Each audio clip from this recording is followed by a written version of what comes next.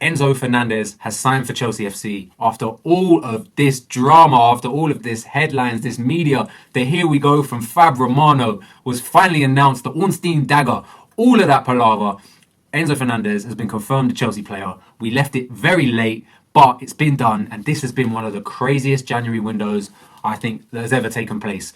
Chelsea have spent in the region, this window has amassed 850 million in transfer fees, and Chelsea are responsible for 35% of that. Think about how crazy that is. And what's even more insane is that Jorginho makes his way to Arsenal, league leaders, to strengthen their chances of lifting the Premier League in over a decade. It's been a real whirlwind of a transfer window, but the last 2 days of it have been absolutely absurd. I think Todd Bohely did everything within his power to secure Enzo Fernandez's signature. Rui Costa was clearly playing hardball the whole time. Credit to him. He was stubborn. He wanted his valuation. He wanted his release clause met for Enzo Fernandez. And Todd Bohely, I think, obviously wanted to do it in installments, obviously wanted to have his way. But I think the details will emerge on exactly how this transfer was paid, whether it's done in one lump sum, whether it will be spread across. Either way, we're clearly going to be okay for the financial fair play situation.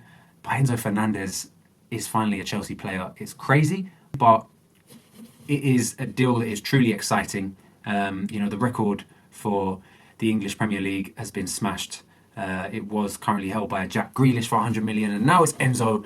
And what a responsibility and what pressure Enzo Fernandez now has. I think he takes a bit of the pressure off of Mykhailo Mudryk, who was definitely, all eyes were on him a short while ago, and him coming for such a large fee. Now it's Enzo, and I think one thing that strikes me about Enzo Fernandez is that he does seem a determined football player. I feel like he is someone who wants to win, and I think he clearly wanted to join Chelsea, and that makes me a lot more hopeful that Enzo Fernandez will turn good and really revitalise this Chelsea team. At the end of the day, we have been lacking in midfield. Jorginho has been a staple in our midfield, and what a fantastic player and servant to Chelsea he has been. However, he has not been able to transition the ball quick enough, disrupt attacks quick enough. He's not the greatest tackler, and we've been really lacking a midfield presence, a maestro, and hopefully we have acquired that with Enzo, and I'm excited to see him play. He's not going to play against Fulham surely on Friday, but he will, I would imagine, feature in the game after that. It's going to be all attention on Enzo, but something tells me that he can handle it. World Cup winner. His campaign in the World Cup was fantastic. He made a case for himself. He pretty much kept Argentina in so many games. And, when you've got the reviews of Lionel Messi telling you that you're a fantastic, magnificent player, then it bodes well for you, and it bodes well for Chelsea. So the deal has been done. Jorginho goes to Arsenal. It's been a bizarre January window. Madueke also signs Hakim Ziyech and Omari Hutchinson. Their deals fall through because every Chelsea representative is focused on pushing this Enzo Fernandez deal through. That deal gets made, but Hakim Ziyech and Omari Hutchinson, those deals fall through, and you've got to feel for Hakim Ziyech. I mean, he just had the prospect of playing with Lionel Messi, Kylian Mbappe, Sergio Ramos, all snatched away from him because of some bureaucratic loopholes or mess from Ligue 1 and Chelsea, everything going against him. How quickly your fortunes can change. You're out of favour at Chelsea, the fans are booing you, you have a stellar World Cup with Morocco, all of a sudden you're back in the fold, things are going well, you get the opportunity to potentially play for PSG with some truly world-class players, the greatest of all time as well. Throw that into the mix, and it all falls apart because of some paperwork. Absurd. Crazy stuff. Omari Hutchinson's deal also falls through. He was going to go to West Brom. It's been a bizarre window. And the here we go from Fabrizio Romano last night hit like crack. It was absurd.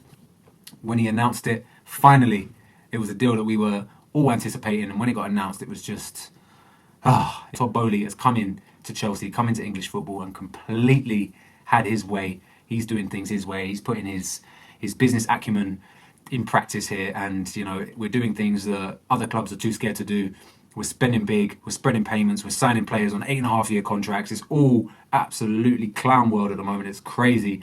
I'm not sure how long it will continue. I have my reservations. I'm excited at the same time.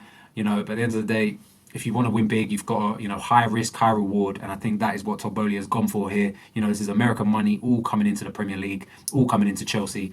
We're splashing the cash, and hopefully it pays off. The only worrying thing is how are all these players going to integrate? How long will it take? Will they integrate? We've been here before, and it doesn't always work. But I'm most excited about our potential Champions League campaign. I think all these players that we've acquired, they've all come to play for the big prize, winning the Champions League. And, at the end of the day, we're 5 or 6 games away from winning a Champions League. Of course, some feared opponents stand in our way, but these players in the Champions League is an exciting prospect. And I think that it almost reminds me of, when we were playing so poorly in that 2011-2012 season in the Premier League, and we just were galvanised midway for a big shake-up. Roberto Di Matteo comes, and we go on, and the rest is history. We lift the Champions League for the first time.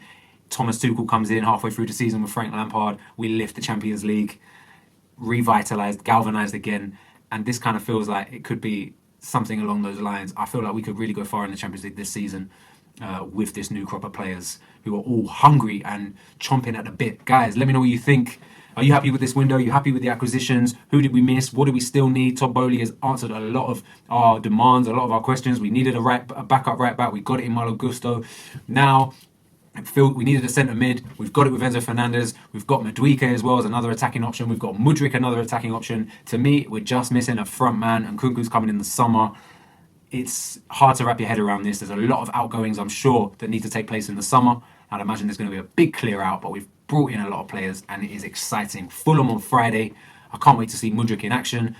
A lot to sort of go through at the moment. A lot of information to take in. Guys, I hope you've enjoyed this video. Like this video if you can. Leave a comment in the comment box. Subscribe. I'll be sure to get back to you. It'll be much appreciated. And I'll see you in the next one in a bit.